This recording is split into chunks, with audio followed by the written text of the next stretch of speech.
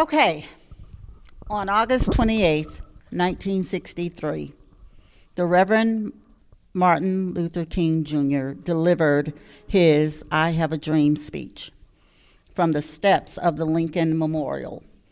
This historic speech helped galvanize the civil rights movement and brought the plight of the disenfranchised to a larger national and international audience. In honor of that historic moment and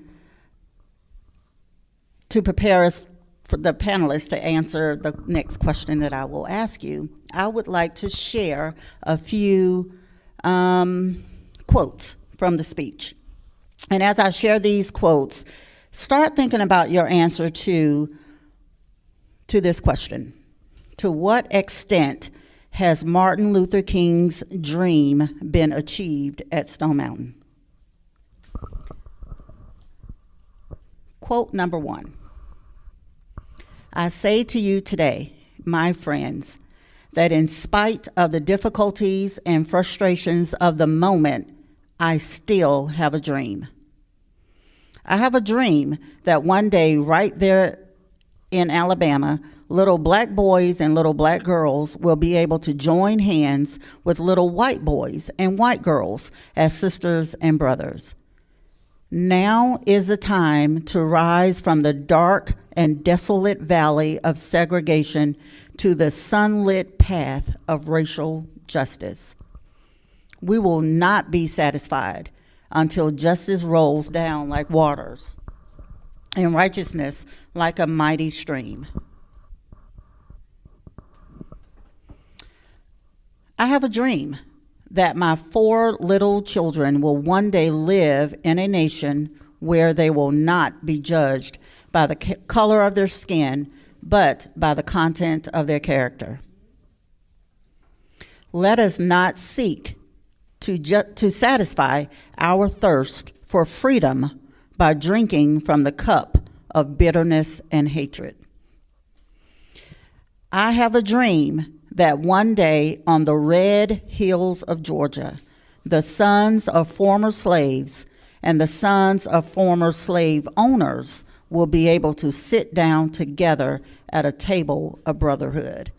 These are just a few quotes from the famous I Have a Dream speech, and I would like for everyone to share your response to this question. To what extent has King's dream been achieved at the park? Who wants to start?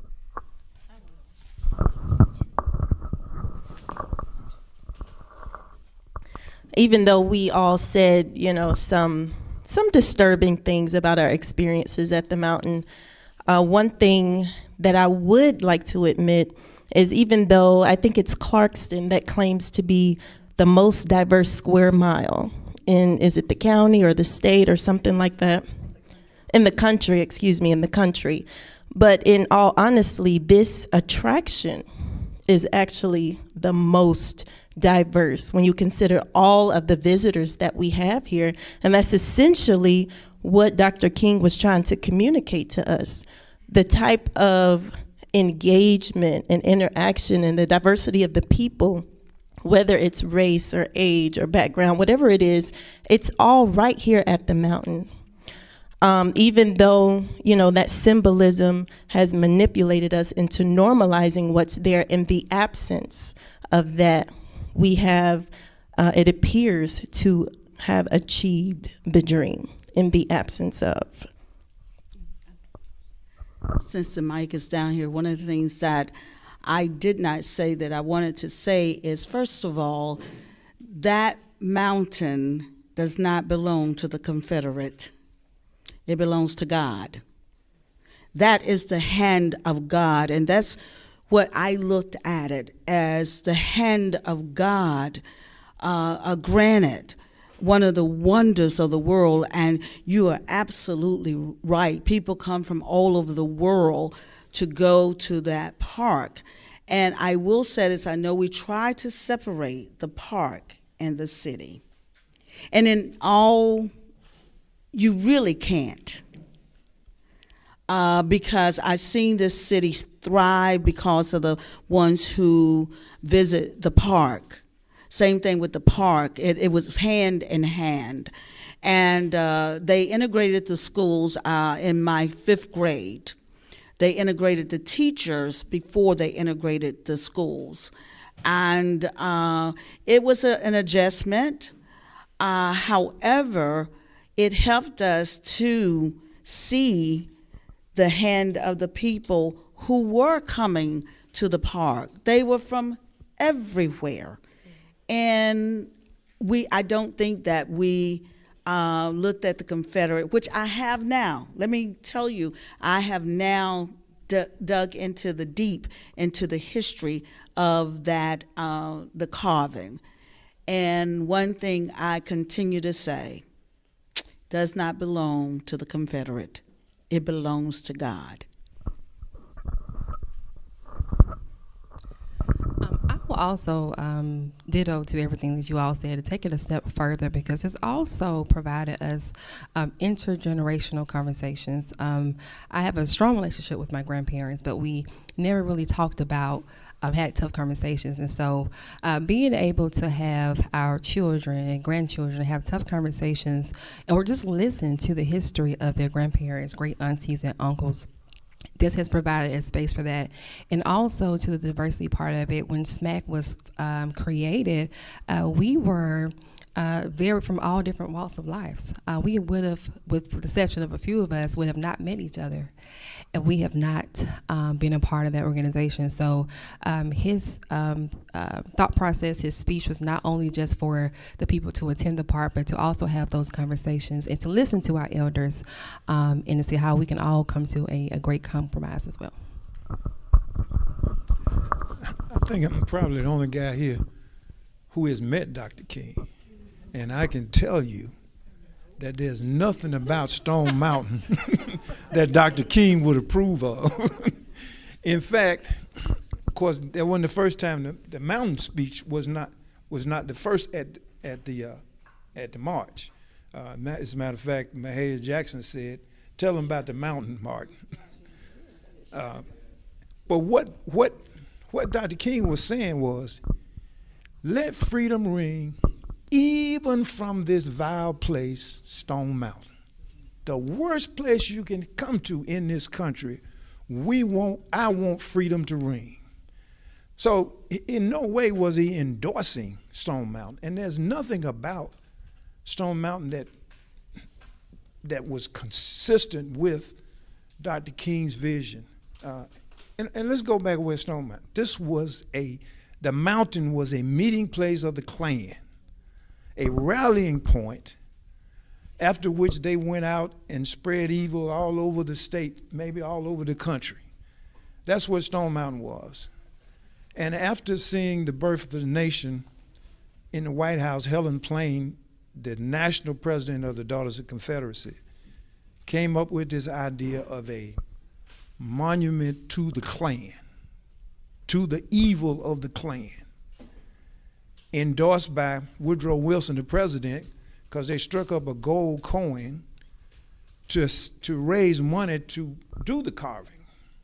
And of course, then again, it didn't, after a couple of fits and starts, work on the mountain stopped. But when Marvin Griffin was running for the governor of Georgia, right after Brown versus Board of Education, his campaign was, when I'm governor, colored children would not be in the room with white children. That was his campaign, and his campaign was to finish the carvings at Stone Mountain, finish the celebration of white supremacy. Is not what that mountain speaks to black folk. That's the troubling part.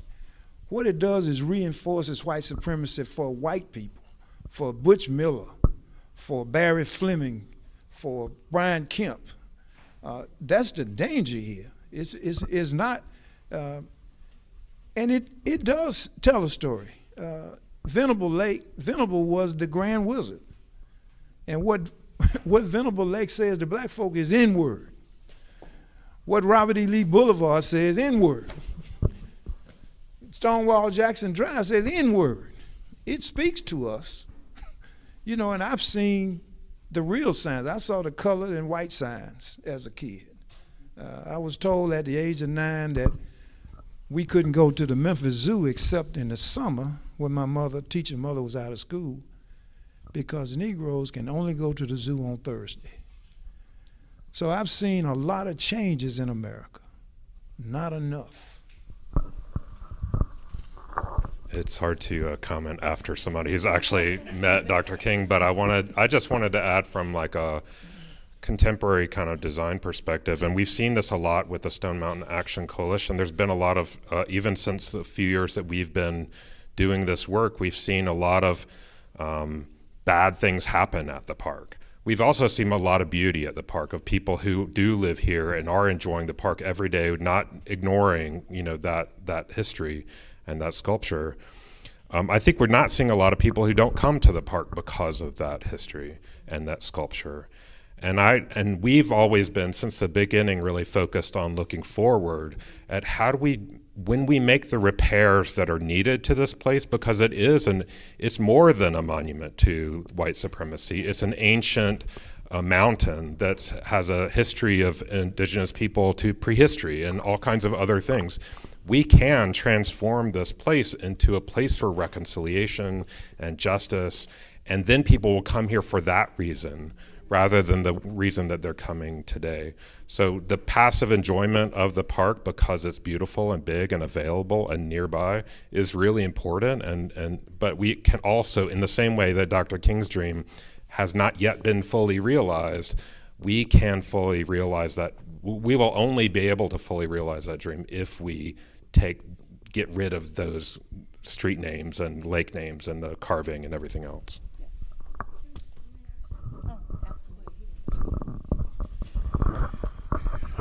If you can tell, all of us have a different opinion about Stone Mountain, and nobody can really put their finger on, and we're never going to give the answer to satisfy everybody, because everybody's going to have their different take on it. I think part of Dr. King's dream is being realized because we're all here today talking about it. That's the first thing we need to look at.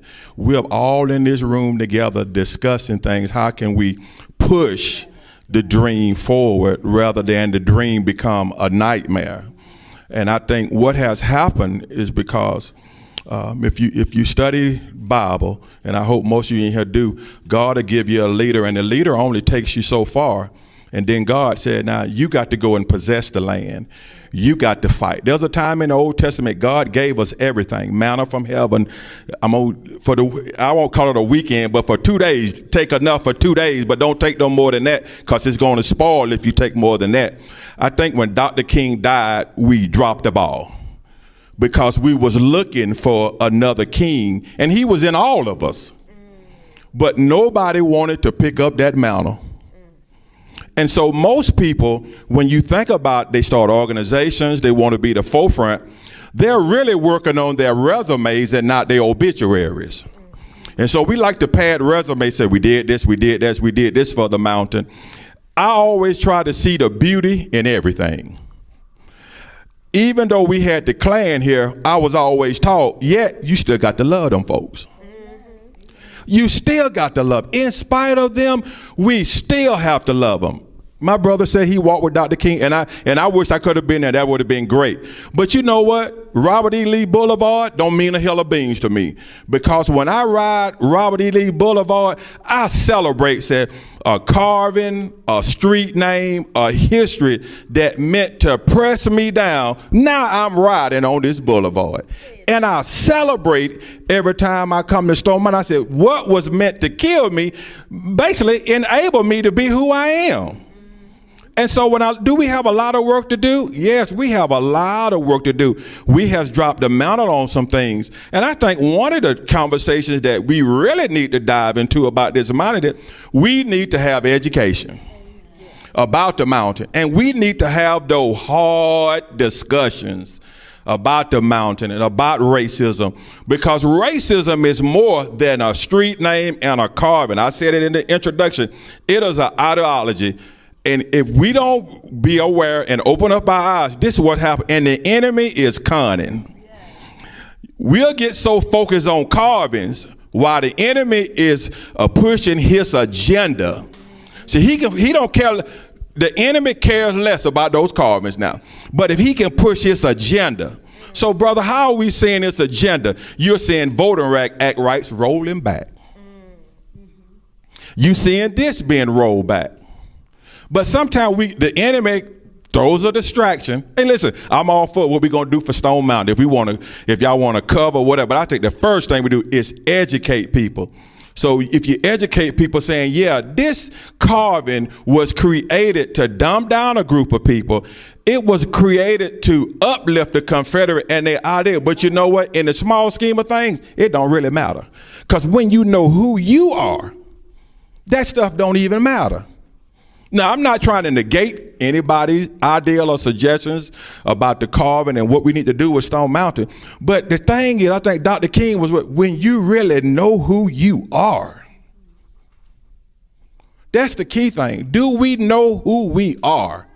Because if I know who I am, I can go around the mountain, have a ball, play. I took my kids around there. And one of the things, I took them straight to the carving. I said, listen, these carvings was carved to losers. That's right. That's right. And if you allow yourself to be dumbed down by a carving created for losers, what does that make you? And they said losers. So me and your mother only created winners in this family. And so don't worry about that, because the carving don't define you. And so as Reverend Leela would say, when I'm on the road traveling, I tell people, hey, I'm from Stone Mountain, 14.6 miles from Atlanta. And they say, oh, the Klan. I was like, no, Stone Mountain was bigger than the Klan. Now, I know we got to move on, but let's give you history. Those that, Mr. Hewitt, Mr. Studdard, Mr. Thompson, Mr. Jenkins, Mr. Venable, all those guys that had their robe on that one Saturday out the year, they owned the furniture store, the grocery store, the chief of police, the shoe shop. We knew them. We knew their cars. We knew them. We solicit their business. And when you didn't have the money, they used to give us a little slip, said, hey, tell your dad, this is what you owe. Whenever you get the money, bring it back to us. But we never walked in the back door. I never walked in and was called a name. There was only one place in Stone Mountain, and I don't know if you can remember this. It used to be Marvin Jenkins Barbershop. Up until 1983, he had a sign in the one that said, no niggas allowed. And my grandfather used to actually walk us to that store, to the barbershop, and we would stand there, and he would come out and say, well, Mr. Jason, you know I got a certain type of crowd, and you can't come in here. But my grandfather said, you've never cut my hair, nor would I let you cut my hair. But I'm just here to bring my grandson to let him stand here and just see and watch. But the amazing thing, he addressed my grandfather as Mr. Jason. And this was a Klan member. Mr. Hewitt addressed my grandfather as Mr. Lewis, Miss Ruth, Miss Nita, my mother. And so when we look at the Klan, yeah, they had a bad ideology, and they were some of the worst people that you could deal with. But the thing is, how do we move forward from that? And I just wanted to say in that speech, Dr. King said, as we walk, we must make the pledge that we shall always march ahead. And all of us in this room can find some negativity as we were growing up. And I know generationally, some of my panelists have seen some things that some of us have not seen. And we look back, low-hanging fruit. Y'all know the song Low-Hanging Fruit? I never saw anybody being lynched. And somebody argued me down. Oh, yeah, somebody was lynching somebody. I said, no, my grandfather, who would have been over 100 now, nobody's seen anybody being lynched. Could you tell me where that was? And so we have, as people of color, as people, we have been through signs of times. We must never forget it, but we must, as Dr. King said, march forward. And the last thing I would like to say, as I went through this speech, And can I please clear this up? He said, let freedom ring from the snow caps of Rocky of Colorado. Let freedom ring from the curved slopes of California. And it said, then it said, let freedom ring from Lookout Mountain of Tennessee. Let freedom ring, come on y'all, from every hill and molehill of Mississippi, from every mountainside, let freedom ring. He was, in my opinion, it wasn't just about Stone Mountain. It was about let freedom ring from the high tops and the low places. And all anybody ever seeing this is let freedom ring from Stone Mountain. The devil is a liar.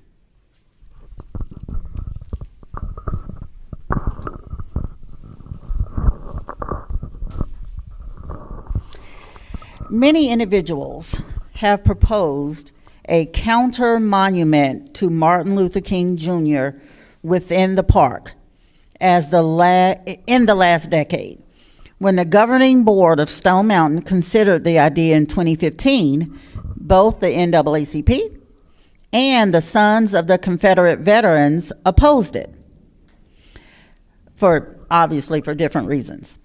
Most recently, Warner Museum, which the governing board of Stone Mountain has commissioned for an $11 million truth-telling museum, has laid out an I Have a Dream sculpture garden that includes a statue of Martin Luther King surrounded by Jackie Robinson, Andrew Young, John Lewis, and Julian Bond. In Warner's proposal, they explain the intent is to symbolically recreate King's I Have a Dream speech, where he references Stone Mountain. All the supporting characters are considered Georgians and were at the March on Washington, with Lewis also speaking. What are your thoughts on a counter monument to King in the park? So I take credit for being against that idea. As a matter of fact, what I said was it was such a bad idea, I couldn't figure out whether it came from a crack pot or a crack head. So, and the reason is, if you put a counter monument, you've endorsed what's there. You said what's there is okay, saying this is okay. White supremacy, racism, bigotry are not okay. Just not okay, period. It's not okay to dislike short people like me, or tall people like this guy here. It's not okay, and I was against it then. I'm against it now. Any kind of counter, I think the counter is to get government out of the racism business. Government out of the racism business. I'll add a little bit to that. Not only it is a terrible idea, but also in a moment where our history is being attacked through our government officials, we erasing words of color about slaves and making it a caricature, making light of that situation, not talking about the seriousness of erasing what our young babies will be learning. And this is a slap in the face. A slap in the face in 2015, a slap in the face in 2023. But we are in a critical attack now in the education system here, and it will not do us, the babies, the generation that we have now, which is why we're talking about the arts with the students. With the decisions that we're making now, we implement them from generations to come.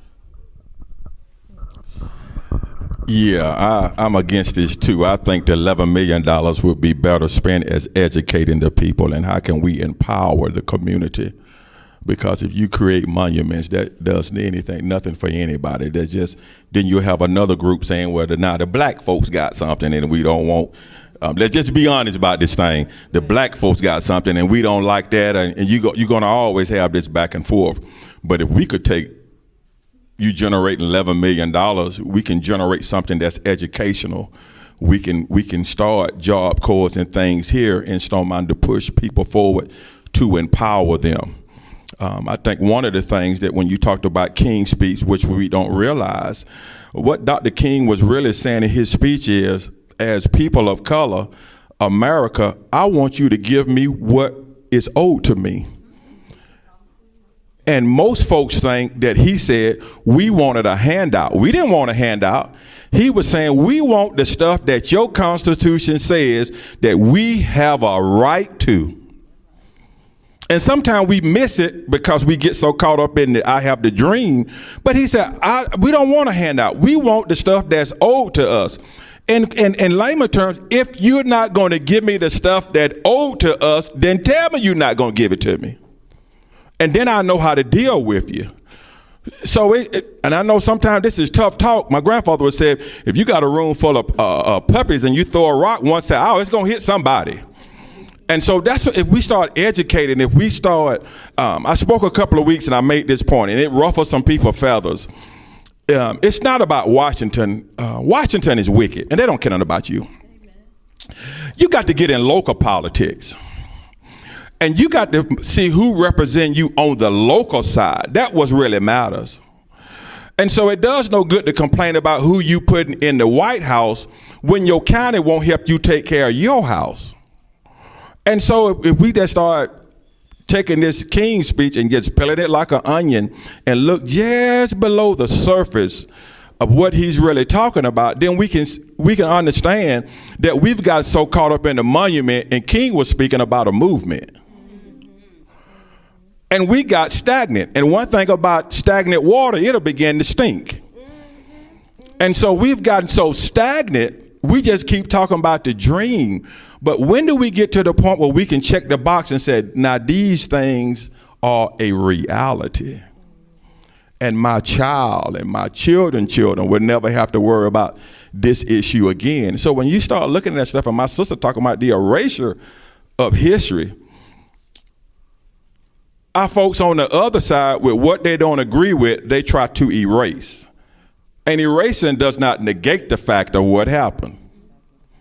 Because eventually, what's done in the dark and what you sweep under the rug gonna eventually come.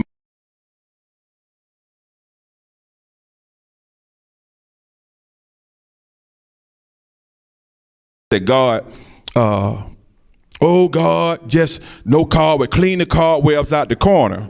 And my grandfather asked this man one time, he said, well, why don't you just ask God to kill the spider instead of cleaning the cobwebs?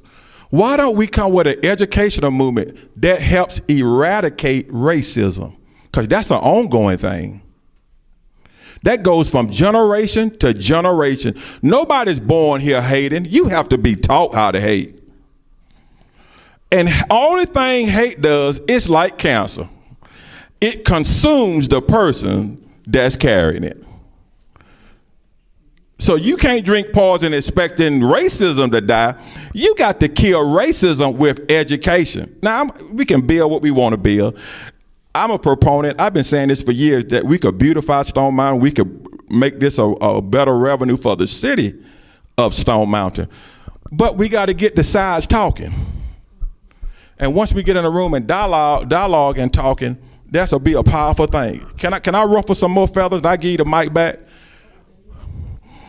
Why majority of the leaders that's leading city of Stone Mountain, where are they at? I know there's some in the room, but your leader here in the mountain, your mayor, where's your mayor? So I'm here to ruffle feathers, but where is your mayor here? Okay, so in order to find out what Stone Mountain need, you have to be part of the conversation.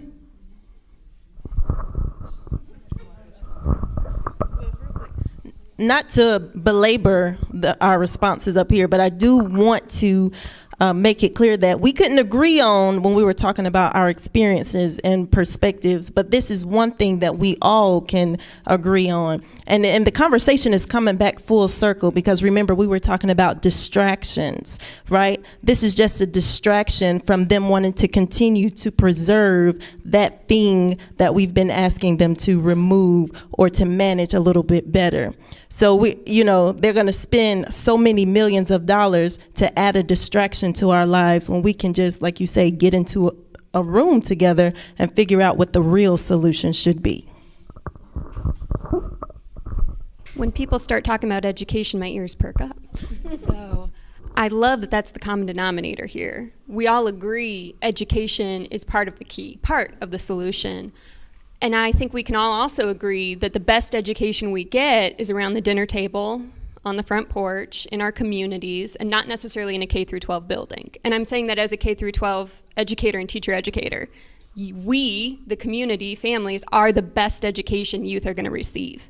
So being able to acknowledge that and working with communities to be in dialogue that does not stagnate but turns to action, to talk about how to keep that education going, a museum, a monument, those things will only be tools in the hands of the true educators. And as we think about anything the Warner Group or any other organization might try to build as part of that education project, it's only as good as the people there having the conversations and discussions about it. So let's notice what's in that list of people, but let's also notice who's missing. How about Prathia Hall? Where are the women?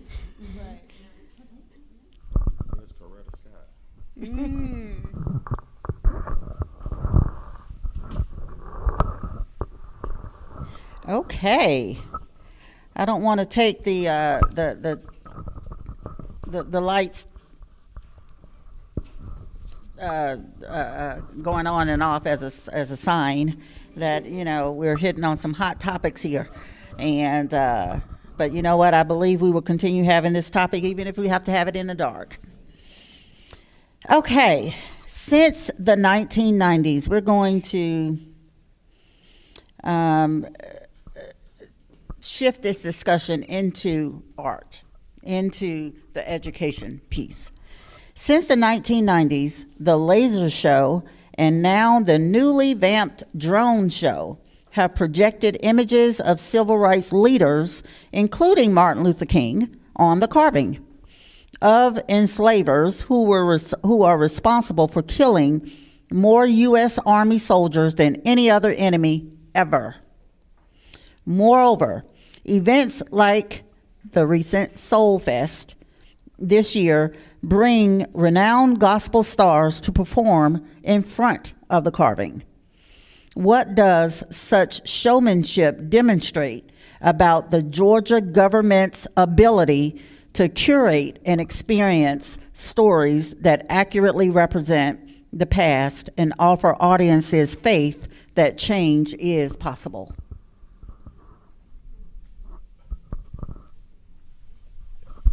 Well, speaking of education, let's be clear. No monument is history. A monument is a political statement. Whether it's a statue of Buddha or Jesus or a king or those three rogues on the side of the mountain. We got to deal with what history really is. History is an event or a series of events. It's not a place. It might be a something might have happened there. And obviously, since everything except the rock was brought to Stone Mountain, none of that's history. None of that even historical in a way. So yeah, education is absolutely essential here. Symbols are important to humanity. That's why there's a cross in front of Christian churches. If you ride down the street and you see the Star of David on the side of the building, you can assume that's some kind of Jewish facility. When you see Stone Mountain, you can assume that the leadership of Georgia is racist. Symbols tell us something. The red light, the green light, the stop sign, the yield sign. No monument is history.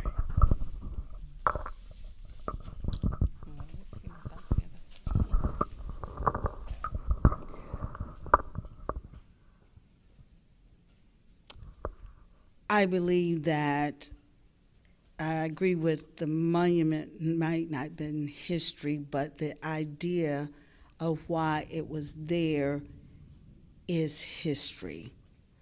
The cross, which is the symbol, it is the history that we believe in Jesus Christ.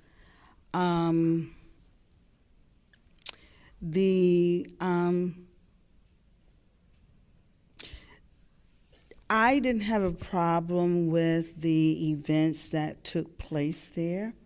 Once again, stuck on stupid. I used to sing Dixie. I did. Because Georgia was a Confederate, is a Confederate state. Let's just be real about it. When you get outside of Atlanta, no telling what you might find. Just as the governor in Florida, we have a governor. So Georgia fought in the Confederate war. And to take that away to say that it did not happen, that's why we have Shermantown over there, because Sherman marched through the town on his way down to Savannah. So to take it away to say that Georgia was not part of the Confederate war would be saying we're blinded to what it really was. I said was. We have the opportunity now, because of the diversity, because of us moving ahead, that putting the history what the history was. I wish I could say that everything been all right for everybody all the time. I really wish I could say we all got along all the time. Really wish I could say that. But all of us in this room know that was not the case, and that we have had some dark days. We have had some struggles, but we cannot forget them. As Marvin has said, they have made us stronger. And so we cannot forget that Georgia, no matter where you're from, Georgia fought in the Confederate battle. We had some black folks fought in the Confederate battle. Why? Because they were slaves. I ain't gonna say just because they wanted to, but they did fight in the Confederate war. And so that is just what Georgia has been. Does it have to remain that? No, but that is what Georgia has been. And I wanted to dig a little bit more into what you were saying, Mr. Rose, because as you talk about symbols, I think about, different fraternities and sororities and what symbols mean. Not even a symbol, a color. I'm in a sorority, and I can walk into a room of 1,000 people or more, and I see either our symbol or our color, and that means something to me. And I don't even have to know that person. She'll walk up to me, she'll say things to me, she'll communicate things to me, and we instantly become one against everybody else. Neither good nor bad. I'm not saying anything bad about sororities or fraternities, but ultimately, what I'm hearing and what I'm now starting to think about is we're having a conversation about a symbol we don't even understand. There's subliminal messages in that because we're not on that side. We don't know what's there. We don't know what it's communicating. They do. It's a dog whistle. It's a call for something that goes beyond the discussion that we're having right now. So symbols are very important. Symbols are global. Organizations are global. People will band together over a symbol or color because it means something to them. And it essentially can be dangerous for the rest of us. And I fear the day that we find that out.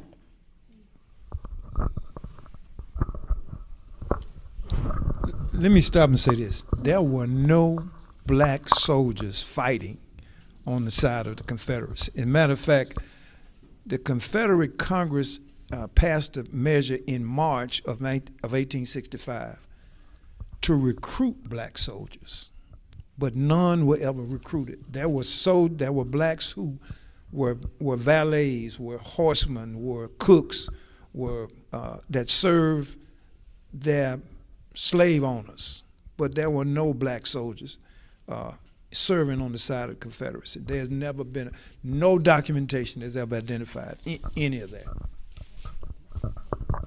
Can I just add also that there's no history of the Civil War at Stone Mountain, just for clarity. No battles were fought here, nobody camped here, nothing happened in anywhere near Stone Mountain that had anything to do with the Civil War or the Confederacy or anything like that. So what's important about that is what that mountain is not a monument to the Confederacy. It's a monument to white supremacy that started with the Ku Klux Klan and everything else. And the fact that we're talking about it as if it has anything to do with the Civil War is exactly why an example of how powerful symbols are. And we talked about education, symbols and public spaces, Confederate monuments everywhere, especially this big one, has a lot to do with educating us, the public, subliminally, otherwise, about what happened here. There has nothing about the Civil War that happened here. It was only about white supremacy. And why anybody wants us to maintain that monument in that fashion to white supremacy is beyond me. We all have histories that, and yes, it's beautiful, the park is beautiful, and there are reasons why it is the way it is and what has brought us here today, but the idea that we're gonna continue with that message being shown to our children and grandchildren is it's a lie. I would take it a step further. The economic portion of it. You all know, for years ago, the park had lost millions of dollars. There was a movement for black dollars to stop supporting the park. But I say that to say is, if you are hurting in a predominantly black city, predominantly black county, and you put on a soul fest for gospel music that black people will come. Not just black people, white people, who want to come listen to this gospel music to be able to have a good time. And what better way to bring them together, which is also one of the distractions. But the other part I want to talk about that is that the influence of our artists, entertainers, it would be wonderful if before the concert, if they really had to have it here at the Stone Mountain, to have a portion where they're educating our members and families before they start the concert. Last thing I'm going to say, I watch a lot of history movies, and so I love, one of my favorite movies is Ray Charles. And so when he was, he was banned from Georgia. And one of the scenes was, so he was about to go into, I think it's Augusta, I believe, and they were having racism, riots, and he ended up leaving. And he listened to the people. But I say that to say is that if our artists, if our influence, the people we look up to the most, take a stance to also join us in educating the community, that could have been a great, powerful moment at that time. So I do want to think about the economic portion of it. We forget they lost, millions of dollars. They're still losing money to be able to upkeep that.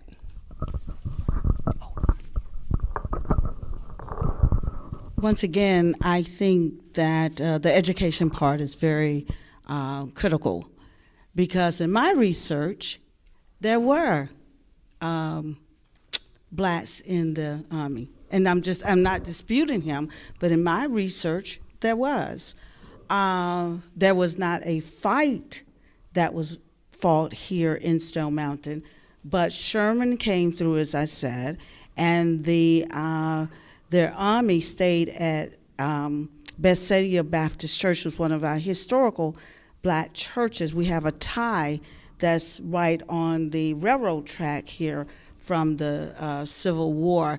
We know that the Civil War, we want to separate the Civil War and the Klan, but in essence, we know that the Civil War was about slavery and white supremacists.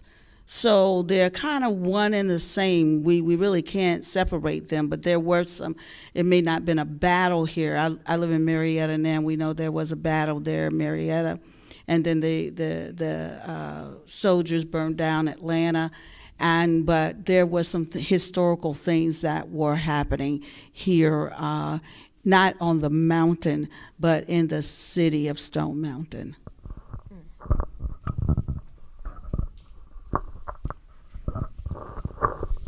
Can Can I just say one other thing? As the person up here who's probably the only one who has ancestors who actually did fight for the Confederacy, it's a dishonor for them to be honored for the mistakes that they made. And I don't see whoever fought in it, I don't see any reason why we need to do that. Thank you. To continue along the conversation along the lines of education, what changes do you think could transform Stone Mountain into a place of freedom for all visitors, and what role can the art of school students around the United States of America play in this change? Can I just say, I don't want to take the mic for too long, but I just want to say, as the Stone Mountain Action Coalition did complete an action plan a couple years ago, so you can check it out on the website, and it kind of outlines that idea. The first thing is to get rid of all the Confederate, street names and place names and everything that's not the state is required by law to protect a monument to the Confederacy, but it doesn't define what that monument is. It just said it should be appropriate, and I think it's pretty appropriate to get rid of all of that stuff. The carving itself is protected. We're proposing to at least stop cleaning it so that it will grow over with vegetation while we create a process, a time for deciding what it is. And so I think it's appropriate to ask young people what they imagine for their future for that mountain as we work our way toward that ultimate much larger transformation.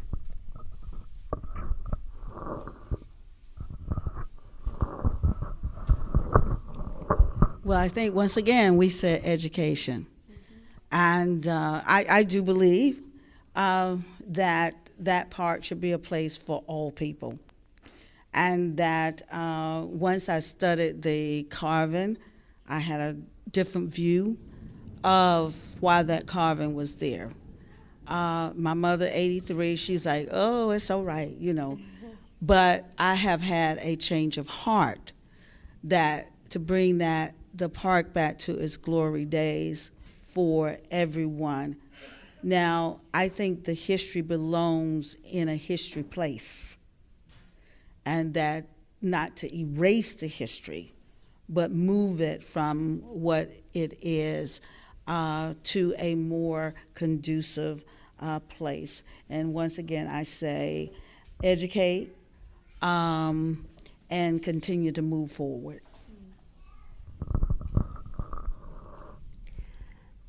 Reading and listening to Reverend Dr. Martin Luther King Jr.'s speech this past week preparing for the panel, I was very struck by the past, present, future motifs in the way that he was speaking. He had a deep knowledge of history.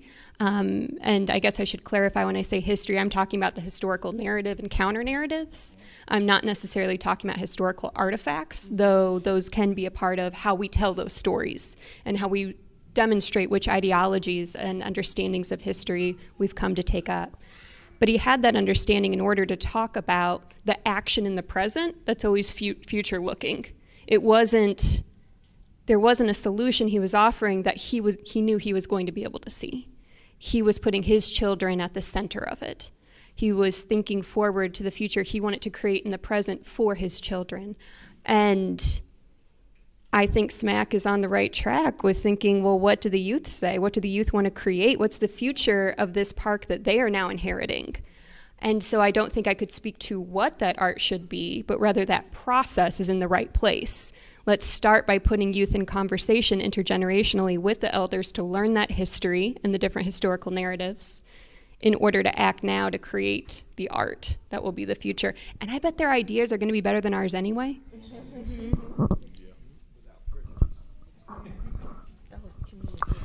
I think one of the recurring themes, and we've been mentioning it over and over, is education. And mostly we believe on the narrative that we've been told, but then we have to question who's telling the narrative. We said a lot of things, but we ain't never said who's telling the narrative. I've always believed this with my whole heart. That mountain is there because God put it there. And the sons of Confederate, the young lady who was part of the commission that carving to be on the mountain. That's how I look at it. That's a mountain with carvings on it. To me, it's not a monument to the Confederate. It's not a monument to me to the Civil War, because there's no soldiers buried around that mountain and no war was ever fought there. And so when I look at that mountain, I look at it as something that God created. It's one of his wonders. But we have a history of folks that say, hey, you know, I want to lay claim to this, or I want to strike fear. I'll put a face on it, or I'll set this monument up here, or I'll set this here. I think the key thing is if we educate and look who's telling the narrative, and then we get in a room and we listen. As a history of just people, black, white people, whoever you have in the room, we mostly listen to respond, but not listen to hear one another. And so I think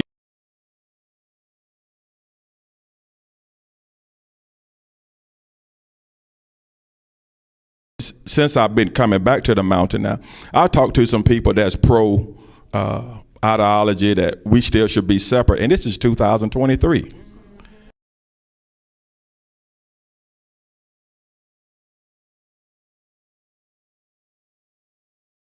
We look at this conversation from your point of view. And then when I look at it from their point of view, I said, well, he grew up with kind of a skewed view.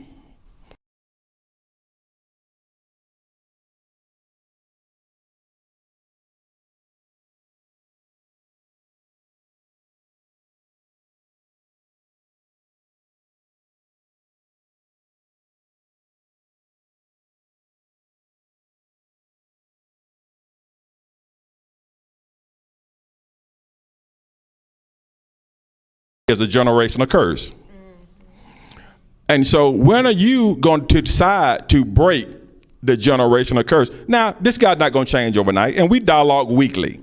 And I'm looking at this, and I'm looking at this point of view, and I'm looking at your point of view. I said, but you know what? There's no truth and a lie, and somewhere we meet in the middle. There's a truth and there's a lie to everything. And we try to dress up in the middle, you'll find the truth. No. Truth is truth no matter what you do. And how you have people that put this carving on the mountain, and dialogue we having today is, a lot of times we lie and create lies as the carvings to not be able to tell the truth, because sometimes the truth will get you in trouble with your own. And a lot of times we don't want to tell the truth because we don't want that pushback. Now, one thing I disagree with, whoever artist you have here, and young folks that's in the room, your heroes live with you. Your mom, your dad, or whoever. I don't look up to Marvin Gaye or Luther, none of them to give me guidance. But my hero was my grandfather, who sat across the table from me, who told me I could be anything that I put my mind to. My mom told me I could be anything. That was my hero. So I didn't look for artists or whatever to define who I am, because I don't know what their diet is. And whatever they eating, if they perpetuate on me and I partake of that, it may not be good for my diet.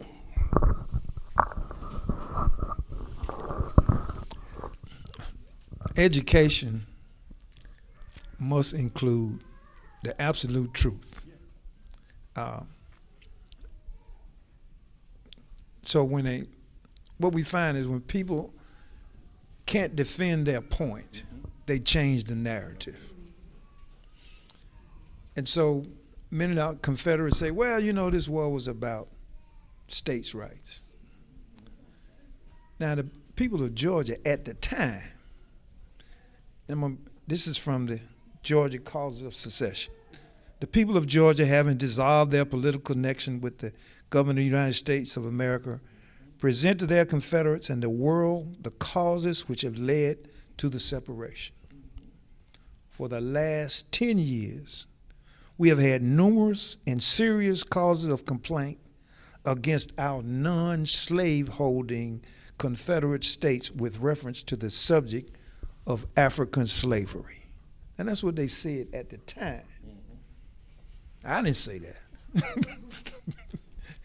I'm just reading it.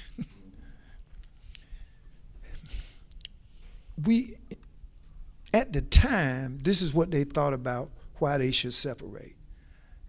and the carvings on the mountain was a sort of a governmental lament that we couldn't continue what we were doing.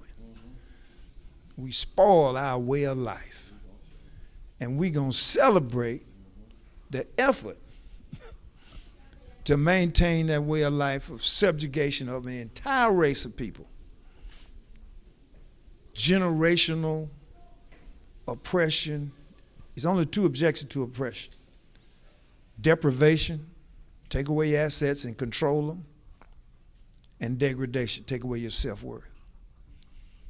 Now you have to give the structure credit for having done an efficient job in doing that. And it is up to us to say, no, I refuse to be mistreated. And that's why I attacked the mountain in 2015. That's why I'll attack it today and tomorrow. You know, Shirley Franklin asked me a few years back, she said, well, Richard, you know it's gonna take a long time to make something happen. I looked at her and I said, well, you know, Shirley, my father would have been 96 in June, he died in April. My mother would have been 91, she was a leukemia patient.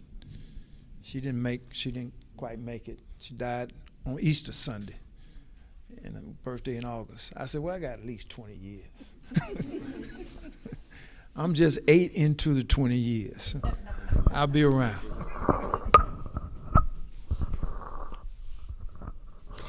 Okay, our last question as we move to a portion of the program where we will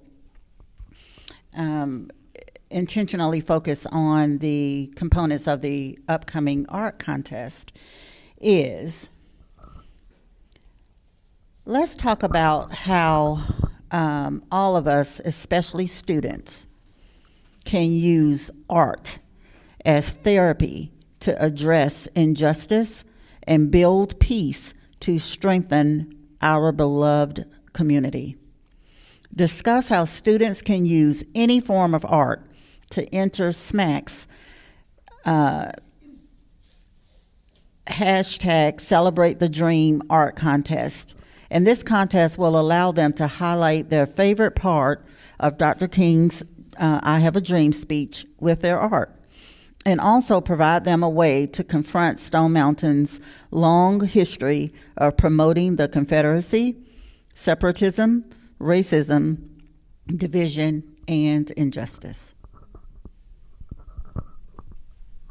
Who wants to start? There's a teacher over there.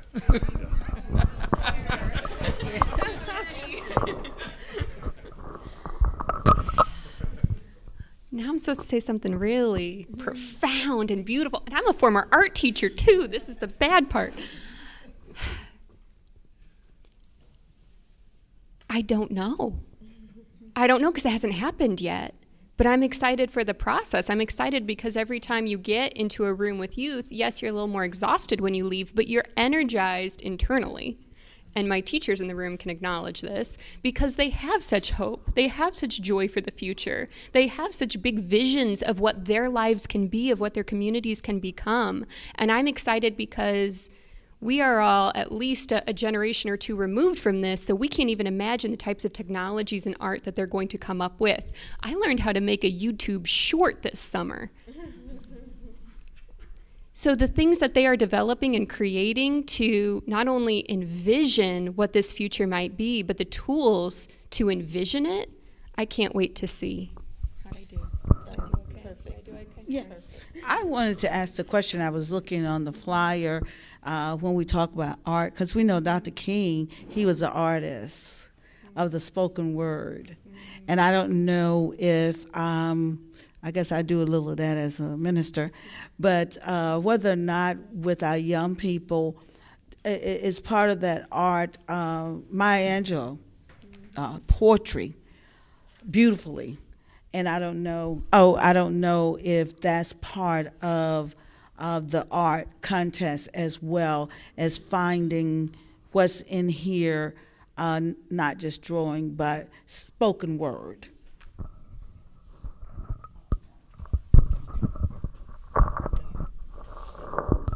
think with the carving on the mountain in particular, we can see how art was weaponized for hatred and for division.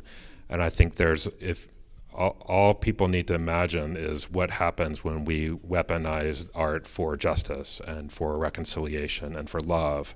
And I think that that's really exciting to think about. And so, yeah, I think one point of inspiration, I think that it's helpful for us at Stone Mountain to look beyond what's happening across the country and around the world for examples for how that future might look, even though we don't know exactly what it will look like, is what was done with the Robert E. Lee Memorial in Richmond. Before the sculpture was taken down, artists and community people really claimed the monument with projections, with graffiti, with all kinds of artwork for months long, and it was really, really beautiful. There's some incredibly beautiful artwork that was done on that monument prior to its ultimate removal, and I think that that's a good model for us, because we may not be able to change the laws that are necessary to actually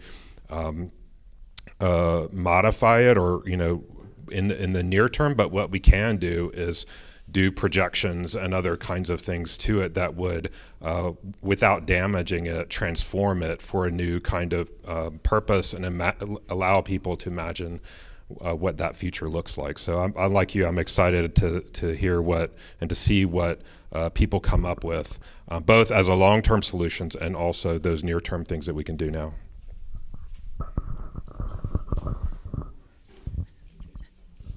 Oh, okay. I would like to thank all of our panelists for participating tonight. The reoccurring theme that I believe everyone can agree that we heard tonight is education. And I currently serve as president of the DeKalb National Council of Negro Women, and the NCNW was founded by Dr. Mary McLeod Bethune, who was an educator. And she knew that education was the only way to right a whole bunch of wrongs that existed back then. Many of those wrongs still exist today. And the way to address those is through education. And thankfully SMAC gets that. And SMAC, by the way, you keep hearing us say SMAC, SMAC. SMAC is Stone Mountain Action Coalition. It is not what we want to do to those who support the park. My dad tells me every time we talk and I'm on the way to a SMAC event, he was like, oh my God, please, please, please don't hit anybody. I was like, no, that's not how you raised me. But I will say that I'm proud to have the national chair for the National Council of Negro Women right here in DeKalb County. And NCNW has vowed its support to SMAC.